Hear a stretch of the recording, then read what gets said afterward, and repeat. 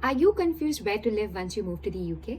Hi everyone, my name is Veera. Welcome back to my YouTube channel. I moved to the UK about 1 year ago as an international student, and I was also confused about where to live once I reach over here. In today's video, I'm going to talk about the different accommodation options that you would have as a student once you've decided to come and study in the UK.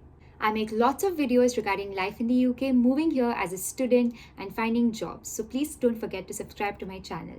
When you decide to leave your home country and come to a new country, one of the most important factors would be where are you going to live. You already have to deal with a lot of homesickness, adjusting and adapting to the life in the new country. So the one thing that you need to sort out and should be perfect is the place you're living in. This is the place where you're going to be doing all your work, studying, applying for jobs, living your new life. So accommodation is really important. And I would suggest everyone to book their accommodations before they actually land in the UK. So when you're a student in the UK, you have two options. One is booking an accommodation from the university, and the second one is finding a private accommodation. Both of these options have pros and cons of its own, so let's discuss them.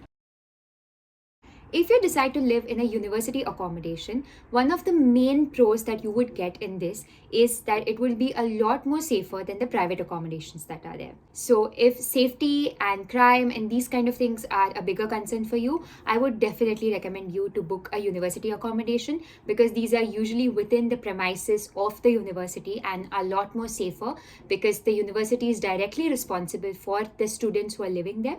So this is the option that you should be going for. The next thing is that if you choose a university accommodation, it is usually more closer to the university where you're going to study. So basically, if you are applying for your master's or bachelor's in a course or in a domain which requires you to go to the university a lot, like suppose you choose something in IT or computer, you would need to use the computer labs more often. So if you live in the university, it's going to be much closer for you to commute to the labs to and fro. Even on the days you don't have university, if you live close by, you could easily just pop in and do your work and come back home. Whereas if you live far away from the university, it's going to be a bit harder to do all of the commute. Then speaking of private accommodations, you can find private accommodations which are closer to the university as well, but most of the private accommodations are going to be a bit far away from the universities. And one thing would be that they would be a lot cheaper than the university rooms or halls because they are private accommodations and you would have flexibility to choose which accommodation you want in which area and what kind of room you are looking for. So it could be a lot more cheaper than the university accommodations. There would be a bit of a safety concern because these are private and the university is not responsible for you and how you're living, but you can take the right steps and ensure that you're choosing a safe private accommodation.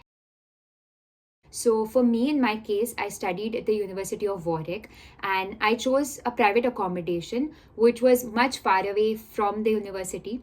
And my reasons for doing that was Warwick is a university which is based quite outside the city center. So there are not lot many shops and restaurants and all sorts of other things near the university. So my main reason was that I wanted to live in the city center where all the shops, the grocery, everything is more accessible for me.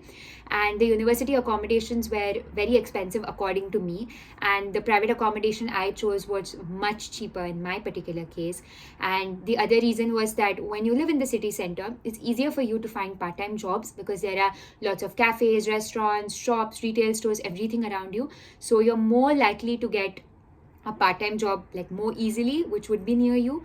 You can definitely get jobs at the university and live at the university accommodation as well, but there would not be a lot of job openings at the university, so the chances are a bit less, and it would be possible that you would have to commute all the way to the city center just for your part-time job. So I wanted something that was affordable, safer, within the city center, easily accessible to any part-time jobs that I could apply to. So those were my reasons why I chose to live in a private accommodation. But this can vary for different people because sometimes the universities are right in the city center. So in this particular case, either living in a university accommodation or private, it wouldn't matter unless there are some different reasons like the cost, for example. So whichever type of accommodation you do choose to live in, just make sure that it's safe, it fits your priorities. If your priority is finding a part-time job, make sure that the accommodation you're applying to is close by some shops or some places where there are part-time openings. So you could probably just go on indeed.com or some website and just check the part-time jobs in the postcode where you're trying to find the accommodation, and that can give you a good idea beforehand if there are any openings in that area. Or if you're someone who wants to live in a really safe, closed environment near the university and you don't mind commuting to your part-time job, then that depends on you as well. So it definitely depends on everybody's priorities, what they're looking for, and you need to just list down what are your requirements and then choose an accommodation accordingly. If you're finding university accommodations, you can go to the university official websites, check out their university halls, and that's how you do a booking. All the further information will be mentioned on those websites, and it's different for all universities. And if you're looking for a private accommodation, the main two websites that I have personally seen in the UK are amber.com and uniacco.com. This is not some kind of promotion, it's just my experience and what I have seen. Whenever you type out accommodations in the UK, these two definitely pop up in the top list. So they are quite well known and a lot of students book accommodations through them. So you can just check these sites. Both of them are good. In my personal case, I had chosen uniacco.com. So these are basically websites who are agents and they are selling out accommodations in different cities. So you can just go on the website and you can just scroll down, choose the city you're planning to live in, send a query to the agent, and somebody will get back to you based on your requirements and so on.